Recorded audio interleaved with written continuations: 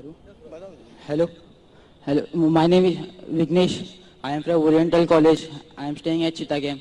मेरा पहला सवाल ये है कि अगर जब अल्लाह एक ही है तो फिर मेरे जो बैकग्राउंड है वो सब मुसलमान भाई है, मैं अकेला हिंदू, तो मुझको भी I request the sound people, please. मेरी दरखास्त है साउंड वाले से, साउंड जरा क्लियर कीजिए. Please see to it that the microphone is clear. I request the sound technicians to see to it that the microphone is clear, including my monitor speakers. भाई साहब आप जरा सवाल दोहरा सकते और आस्ते और जरा जोर से. अगर अल्लाह एक ही है ना तो मुझको भी चाहे तो मुसलमान बना सकते थे, पर क्यों नहीं? अल्लाह अगर एक है तो मुझको भी चाहे मुसलमान बना सकते थे, मैं वो क्यों हिंदू बना? भाई साहब का सवाल है, अगर अल्लाह एक है तो मुझको भी मुसलमान बना सकते थे, उसने क्यों नहीं तुम्हें मुसलमान बनाया? भाई साहब का अच्छा सवाल है और इसका जवाब है कि हमारे आखिरी पैगंबर मोहम्मद सल्लल्लाहु अलैहि वसल्लम फरमाते कि हर इंसान, हर बच्चा जब पैदा होता है वो दीनुल फित्र में पैदा होता है. दीनुल फित्र मतलब वो मुसलमान जैसा पैदा होता है. मुस्लिम का मतलब वो इंसान जो अपनी जिंदगी अल्लाह, भगवान, ईश्वर, अपने खालिक के मुताबिक बसर करता है. जो इंसान अपनी जिंदगी अपने खालिक, अपने अल्लाह के कहे हुए अहकामात के मुताबिक बसर करता है, उसे कहते हैं अरबी में मुस्लिम.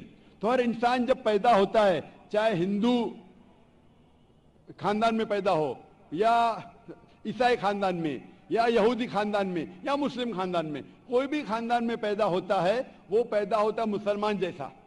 उसके बाद उसके वालिदैन, उसके बड़े, उसके टीचर्स उसे सिखाते हैं. अगर सही चीज सिखाते तो वो सही रास्ते पे रहता है, वरना वो दूसरे रास्ते पे भटक जाता है. हो सकता है कि बुत परस्ती करने लगे, वो मूर्ति पूजा करने लगता है, हो सकता है वो आग की पूजा करने लगे. इसीलिए अगर कोई गैर मुस्लिम मुस्लिम बनता है, उर्दू में अक्सर कहते हैं नो मुस्लिम, जो गलत है. अंग्रेजी में कहते हैं convert. Convert means going from one track to the other which is wrong.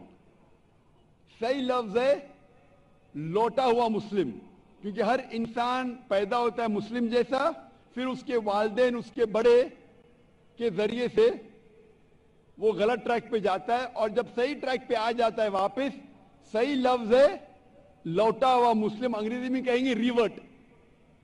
अक्सर हम कहते हैं नौ मुस्लिम, जो इस्लामी तालीमात के मुताबिक गलत है. सही लफ्ज होना चाहिए लौटा हुआ मुस्लिम, रिवर्ट.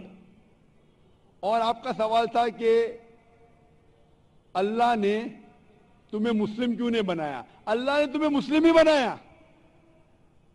हो सकता है कि बचपन में आपके बड़े, आपके वालिदैन, आपके टीचर आपको सही रास्ता नहीं दिखा सके और आप गलत रास्ते पे गए, लेकिन इसके बावजूद आप अल्लाह को दोषी नहीं ठहरा सकते. आप ये पूछ सकते कि अल्लाह ने क्यों मुझे हिंदू खानदान में पैदा किया?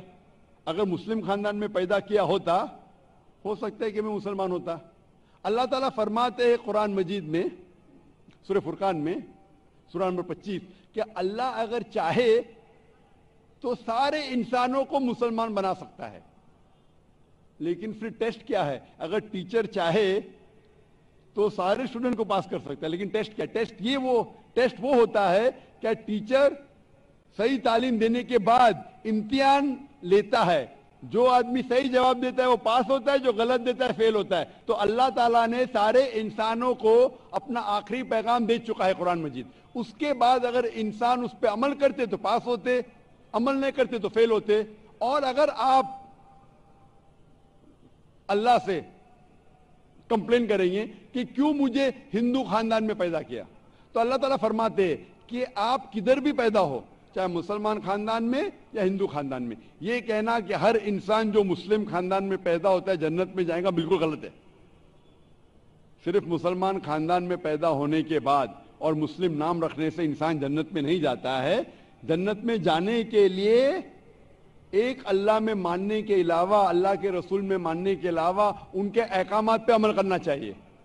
हर मुस्लिम अमल तो नहीं करता है, तो हर इंसान जो मुस्लिम खानदान में जाएगा جو مسلم خاندان میں پیدا ہوتا ہے وہ جنت میں نہیں جائے گا. لیکن اللہ تعالیٰ یہ فرماتے ہیں کہ ہر انسان کو سورہ فصلت میں سورہ نمبر 41 آیت نمبر 53 اللہ تعالیٰ فرماتے سنوریم آیاتنا فی الآفاق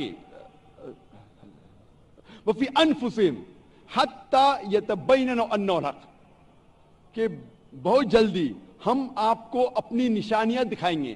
اللہ تعالیٰ فرما رہے انسانوں سے کہ جلد ہم آپ کو ہماری نشانیاں دکھائیں گے ہورائزنز میں، تاکہ آپ پہ واضح ہو جائے کیا حق ہے، کیا اللہ ایک ہے، اللہ کے علاوہ کوئی معبود نہیں. لیکن حق ظاہر ہونے کے بعد ہر انسان اس پہ عمل کرنا ضروری نہیں. وہ سوچنے لگے، وہ انسان سوچ سکتا ہے کہ اگر میں اسلام قبول کروں تو ہو سکتا ہے کہ میرے دوست مجھے چھوڑ دیں گے، ہو سکتا ہے کہ میرے والدین مجھے جائیداد سے دخل کر دیں گے، ہو سکتا ہے کہ مجھے میرے تجارت میں نقصان ہو. تو یہ سب چیزیں انسان کو بہت بار بھٹکاتی ہے اور حق قبول کرنے سے روکتی ہے. لیکن آخرت کے دن کے اوپر آپ یہ اللہ سے کمپلین نہیں کر سکیں گے کہ مجھے کسی نے بھی اسلام کے بارے میں نہیں کہا. اسی لیے قرآن مجید میں لکھا گیا ہے سورہ انعام میں سورہ نمبر 6 آیت نمبر 158 کہ اس دن، آخرت کے دن، اگر آپ کہیں گے کہ میرے والدین بت پرست تھے، مورتی پوجا کرتے تھے، اسی لیے میں کر رہا ہوں، تو اللہ تعالیٰ فرمائے گا یہ بہانہ نہیں چلے گا. کیونکہ اللہ تعالیٰ خود ہر انسان کے دل میں واضح کر دیتا ہے حق کیا ہے، اور واضح کرنے کے بعد آپ کے پاس کوئی شکایت کا موقع نہیں رہے گا. اور آپ کو بھی، آپ آج اس مجلس میں آ چکے ہیں اور میں نے لاکھوں لوگ کے سامنے آپ کو واضح کیا ہے کہ خدا ایک ہے، اس کے علاوہ کوئی معبود نہیں، اور محمد صلی اللہ علیہ وسلم اس کے آخری پیغمبر ہے. اگر آج آپ اس بات کو نہیں مانیں گے تو کل آپ یہ کمپلین نہیں کر سکیں گے، آپ شکایت نہیں کر سکیں گے اللہ سے کہ مجھے پتا نہیں تھا. باقی لوگ کر سکیں گے کہ نہیں، وہ بعد میں دیکھا جائے گا. آپ تو، اللہ تو واضح کر دیا کس کے ذریعے پتا نہیں، لیکن آج میرے ذریعے تو کر رہا ہے آپ کو، اور اتنے لاکھوں لوگ شہادہ دے رہے اور کروڑوں لوگ ٹیلی ویژن پہ دیکھ رہے آپ کو. تو ابھی آپ کے پاس کوئی بہانہ نہیں، کوئی شکایت نہیں یہ کہنے کے لیے کہ میں مسلمان خاندان میں پیدا نہیں ہوا اس لیے میں نے اس دھرم کو ایکسپٹ نہیں کیا. میں آپ سے پوچھنا چاہتا ہوں بھائی صاحب، آپ مانتے ہیں کہ خدا ایک ہے؟ وہ تو ہے. آپ مانتے ہیں خدا ایک ہے؟ ہاں. آپ مانتے ہیں کہ بت پرستی غلط ہے؟ پر کون سا خدا ہے وہ پتا نہیں. نہیں، مورتی پوجا صحیح ہے کہ غلط ہے آپ کے حساب سے؟ اب جب میں ہندو دھرم میں پیدا ہوا تو پھر میرے حساب سے صحیح ہو سکتا. آپ کہتے ہیں کہ ہندو دھرم کے مطابق مورتی پوجا صحیح ہے. میں آپ کو آپ کے ہندو دھرم کی کتابوں کا حوالہ دیتا ہوں، مذہبی کتابوں کا. اگر آپ پڑھیں گے چھندوگیہ اپنشد چیپٹر نمبر 6 ادھیے نمبر 2 منترا نمبر 1، ایکم ایودتیم، ایشور خدا بھگوان ایک ہے، دوسرا نہیں ہے. لکھا ہے سویتا سوتر اپنشد میں ادھیے نمبر 6 شلوک نمبر 9 میں، ناچسیہ کسج جنیتا نہ کدیپا، اس ایشور کے کوئی والدین نہیں، اس ایشور کا کوئی رب نہیں. مطلب ایشور کا، بھگوان کا کوئی والد نہیں، کوئی والدہ نہیں، اس کے اوپر کوئی نہیں. اور صاف طور پہ لکھا گیا ہے سویتا سوتر اپنشد میں ادھیے نمبر 4 منترا نمبر 19 میں، ن تسیہ پرتیما استی، اس ایشور کی، اس بھگوان کی، اس اللہ کی کوئی پرتیما نہیں، کوئی عکس نہیں. عکس، پرتیما جو سنسکرت لفظ ہے اس کے معنی ہے عکس.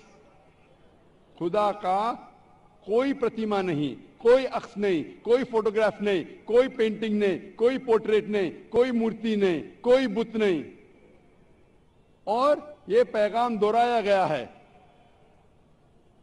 یجروید میں ادھیے نمبر 32 منترا نمبر 3 میں، جس میں لکھا ہے نا تسیہ پرتیما استی، उस ईश्वर, उस भगवान, उस अल्लाह की कोई प्रतिमा नहीं, कोई अक्स नहीं, कोई पिक्चर नहीं, कोई पेंटिंग नहीं, कोई पोर्ट्रेट नहीं, कोई बुत नहीं, कोई मूर्ति नहीं।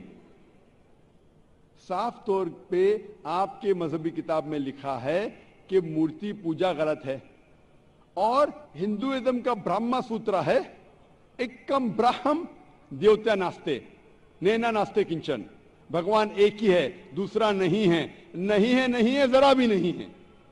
अभी मैं आपसे पूछता हूं भाई साहब, जब आपके मजहबी किताब में साफ तौर से लिखा हुआ है कि मूर्ति पूजा गलत है, तो फिर भी आप मानते हैं कि मूर्ति पूजा सही है? नहीं, नहीं। आप मानते हैं कि मूर्ति पूजा सही है, गलत है? फिर गलत है। आप मानते हैं कि खुदा एक है? हाँ। आप मानते हैं कि मूर्ति पूजा गलत है? हाँ। आप मानते हैं कि इस खुदा, इस ईश्वर, इस अल्लाह के आखिरी पैगंबर मोहम्मद सल्लल्लाहु अलैहि वसल्लम है? सर बट और एक क्वेश्चन है। सॉरी, बट एक क्वेश्चन है, मैं एक पूछता सवाल हूं। है सर। आपका एक सवाल है? हाँ। ठीक है, पूछ सकते हैं आप। अगर मैं मुसलमान बन गया और ऐसा ही तो इंसान को भूत ही भड़काता ना। जिस अगर हाँ, आप मुसलमान तो बन गए तो इंसान को तो भूत ही भड़काता ना। आपकी आवाज जरा साफ नहीं आ शैतान, रही। शैतान ही भड़काता ना इंसान को। आप अगर मुसलमान बन गए तो वो नहीं, इंसान को तो शैतान ही भड़काता ना। इंसान को शैतान भड़काता है। हाँ, तो अगर मैं मुसलमान बन गया और गलत काम किया तो मेरे वास्ते मुसलमान का नाम खराब हुआ, तो अल्लाह क्या मुझको माफ करेंगे? भाई साहब का सवाल जो समझ में आ रहा है मुझे, मैं दरखास्त करूंगा ऑडियो टेक्नीशियन से, अगर मैं मॉनिटर स्पीकर को साफ कर सके। थोड़ा प्रॉब्लम भी रहेगा। ऑडियंस को साफ सुनने में आ रहा है, मुझे सुनने में नहीं आ रहा है क्योंकि मेन स्पीकर आपके तरफ है। तो मैं रिक्वेस्ट करूंगा ऑडियो टेक्नीशियन से कि अगर जो मॉनिटर स्पीकर है उसे साफ करे। भाई साहब का सवाल है, क्या इंसान को अक्सर शैतान भड़काता है? अगर मैं मुसलमान बन गया और शैतान मुझे भड़काया और मैं गलत काम किया तो क्या अल्लाह ताला मुझे माफ करेगा? भाई साहब का अच्छा सवाल है कि अगर वो इस्लाम कबूल किया और शैतान ने भड़काया, उसने गलत काम किया, तो क्या अल्लाह माफ करेगा? दो चीजें हैं। एक इंसान है जो इस्लाम कबूल ही नहीं करता है। जो इंसान इस्लाम कबूल ही नहीं करता है, नहीं मानता है कि खुदा एक है, बुत परस्ती करता है, अल्लाह के आखिरी पैगंबर मोहम्मद सल्लल्लाहु अलैहि वसल्लम नहीं मानता है, उसके लिए 100% वो जन्नत में नहीं जा सकता है। 100%, क्योंकि वो ईश्वर के अलावा दूसरे की इसकी इबादत करता है। दूसरी तरफ एक इंसान है जो मानता है कि एक अल्लाह है, मानता है कि मूर्ति पूजा गलत है, मानता है कि मोहम्मद सल्लल्लाहु अलैहि वसल्लम आखिरी पैगंबर है, और गलत काम करता है। हो सकता है कि झूठ बोलता है, हो सकता है कि चोरी करा, हो सकता है वो शराब पी रहा है, ये गलत है, हराम है। लेकिन फिर भी अगर वो बुत परस्ती नहीं करता है, अल्लाह ताला फरमाते सूरह निसा में सूरह नंबर 4 आयत नंबर 48 में, और सूरह निसा सूरह नंबर 4 आयत नंबर 116 में कि अल्लाह अगर चाहे तो आपके कोई भी गुनाह को माफ कर सकता है, लेकिन शिर्क को कभी नहीं माफ करेंगे। तो शिर्क के अलावा, बुत परस्ती के अलावा, मूर्ति पूजा के अलावा अगर आप दूसरे गुनाह करेंगे तो अल्लाह ताला माफ कर सकता है। आपके फिर भी चांसेस है कि आप जन्नत में जा सकते हैं। लेकिन अगर बुत परस्ती करते हुए आप मरेंगे तो आपको जन्नत में जाने के कोई भी चांस नहीं है। इसीलिए अल्लाह ताला फरमाते हैं कि जब मेरे बंदे सारे दिन गुनाह करते हैं, गलत काम करते हैं, लेकिन जब रात को तौबा करते हैं तो मैं उन्हें माफ कर लेता हूं। मेरे बंदे अगर रात को गुनाह करते हैं और दिन में तौबा करते हैं तो मैं उन्हें माफ कर लेता हूं, क्योंकि अल्लाह सुब्हाना व तआला रहमान और रहीम है। वो रहमत वाला है और करम करने वाला है। आप अगर गलतियां करेंगे, अगर शैतान भड़काएगा तो पढ़ो औज़ु बिल्लाहि मिनश शैतानिर रजीम।